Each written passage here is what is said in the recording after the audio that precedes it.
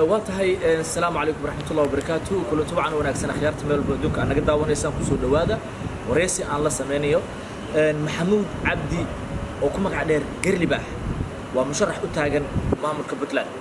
وحنو فرصة وجهل جانس وجهل مانتي أو كوكولني دوحة فورم أو شر لغة الله يو خلافات كأدوكا يقولي بقناعسك أدوكا مركو جوهر يسكسر ورئيسي قرلي باح اسمع الإندوس والله ستهاي برنامج عيون متعاطى قرلي باح horta intaanu aan gelin wareysi kale aan kula kaftamay maxaa lagu bixiyay Garli Bax Garli Bax waxa la igu bixiyay macna maxaa la yiraahdaa kulliba dad Soomaali joogta ama Puntland ama Mudug waa in horta wala mataqaana magac bahal yeelataa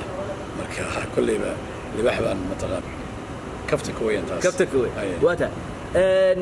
محمود عبد يرى قرلي باح وحكمت ياهي مشرحين تا فرحة بدن أتاجن إيمنكا متقانا بوس كم مدحوين إنما مامول كبدلا قرلي باح وحن ربعنا الكويديو واحد جت مشرحين فر بدن دت فر بدن عادية أنت ودنك أجوكتي أنت أنا لقاري مشرح نمد هذا أنت ودنك أجوكتي محل تابن كر وقبتي بالشدة والله سؤال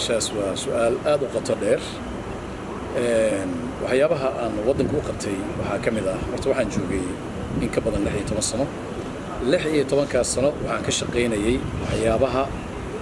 غير كا سدا ضد عيالشة إسبيتال هذا داو أنت ضدك حنوصن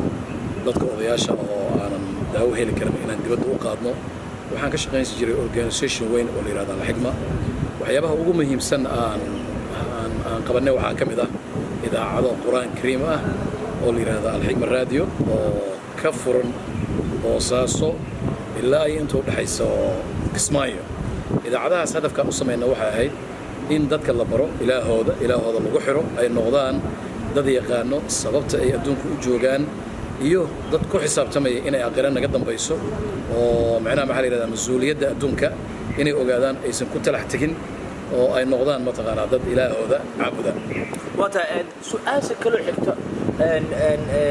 master Abdiyar Garli Bax Maxamuud Abdiyar Garli Bax aan rabo inaan ku weydiiyo waxay tahay musharaxiinta faraha badan ee aan ognahay inay ku sii qulqulayaan maamulka Puntland adiga shakhsi ahaan maxaa kaga duwan tahay qorsheyn